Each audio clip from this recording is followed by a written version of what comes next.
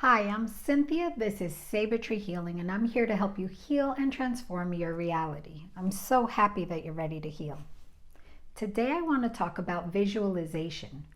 I feel that visualization is a topic that's been coming up more and more lately. It's been kind of a trend for years now, right? But I feel that it's an underestimated tool that can be used for your health and your well-being. When I say visualization, I mean closing your eyes and imagining a world around you, different from the world you're living in. It's what we did as kids, right? We used our imagination to create worlds, and maybe what we did as children developed into who we are today. I feel visualization is a powerful tool to counter all the stress, anxiety, and depression, all the negative disturbances that are coming at us daily in life. When you encounter a stressor in your life, whether it is getting annoyed at the line on the supermarket or a serious attack maybe that you might be going through, it all causes physiological responses in the body. It turns on what's called your flight or fight mode.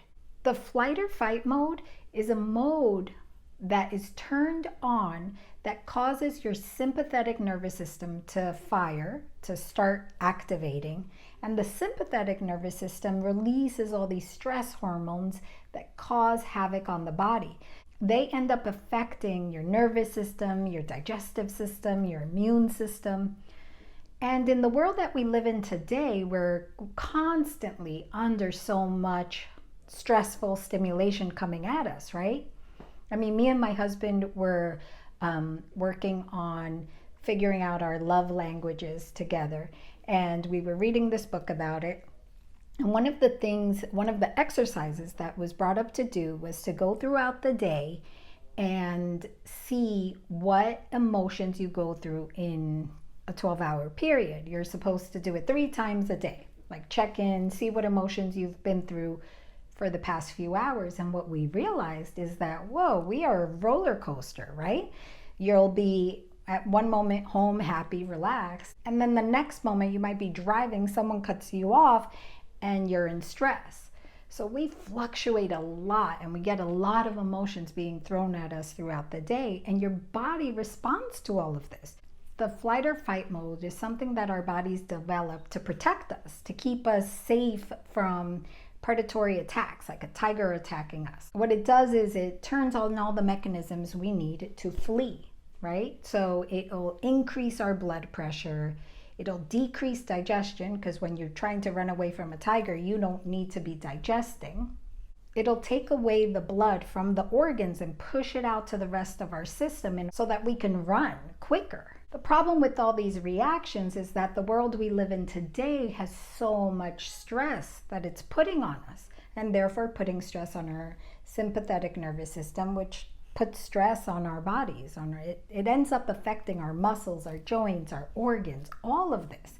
The other mode that we have is when your parasympathetic system is turned on. That's usually called the rest and digest system. And the reason it's called this is because that system turns on all the physiological functions to help you relax. It's the system that needs to be turned on in order for your body to heal. So your body cannot heal under flight or fight. It cannot heal when you're under stress. It's just way, the proper hormones and blood flow is not happening for healing, right? Blood carries the cells that heal, the fighter cells that'll actually help to heal illness, diseases. If sufficient blood isn't going to the organs and is used to flee, that flight or fight mode, then your organs just can't heal. They can function, but they can't heal properly. So in flight or fight mode, you're under attack by some stressor. It turns on your sympathetic nervous system, which triggers your immune system, your nervous system, your endocrine system to release stress hormones, and it wreaks havoc on your body. It will increase your blood pressure, your heart rate. It'll cause you to sweat. On the other hand, when your parasympathetic nervous system is turned on, So when you're in a relaxed state, it'll turn on your parasympathetic nervous system, which will release all the relaxation hormones, which do amazing things. It'll decrease your heart rate and blood pressure. It'll help to relax your muscles, and it'll actually increase digestion, right? Because all the blood can go to the organs. The triggers that will turn on your sympathetic nervous system, that flight or fight mode, which you cannot heal in, are things like anger, anxiety, worry. All of those will turn on that system. Your brain and body do not know the difference between a literal attack where we need that flight or fight mode to be turned on and an imagined one, like our worry for nothing, right? Many times we worry about something and it doesn't even happen, or anxiety over things that haven't happened. It doesn't know the difference. So if you worry about something, then it never ends up happening. You have turned on your flight or fight mode, that sympathetic nervous system that will wreak havoc on your physiology. Since your body doesn't know the difference between a literal event or an imagined one, we can use this to our advantage to cause healing in our body. If we imagine, visualize relaxation, it will turn on your parasympathetic relax and digest system to then allow and give your body the time to heal itself. So it's actually pretty easy to do this, to use visualization to allow your body to heal.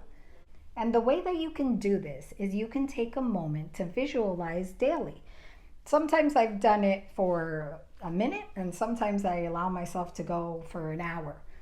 What you do is you pick a place that's relaxing where you won't be disturbed, and pick a good position, whether it's sitting is a comfortable one for you or lying down.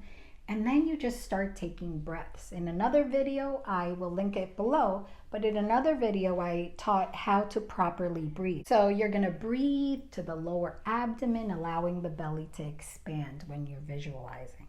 That's just the intro, like 3 proper breaths, and then you allow yourself to just breathe normally, because the goal is to relax and not have too much thought on controlling your body, right?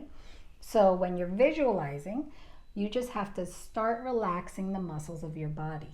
You can start from the top of your head and work your way down to your feet, just focusing on one area at a time, breathing, and with the exhale, you can relax those muscles. This relaxation of the muscles will start that trigger of the parasympathetic system.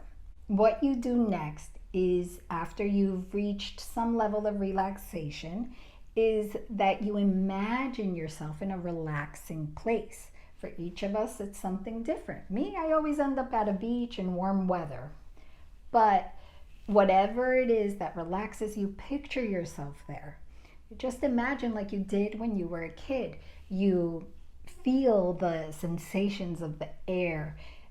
You hear the sounds of your surroundings. The more creative and connected to the surrounding you're visualizing, the better the visualization. The key is kind of to get lost in the moment, even if it's for a minute, to start up the parasympathetic nervous system and for your relaxation and healing response to activate.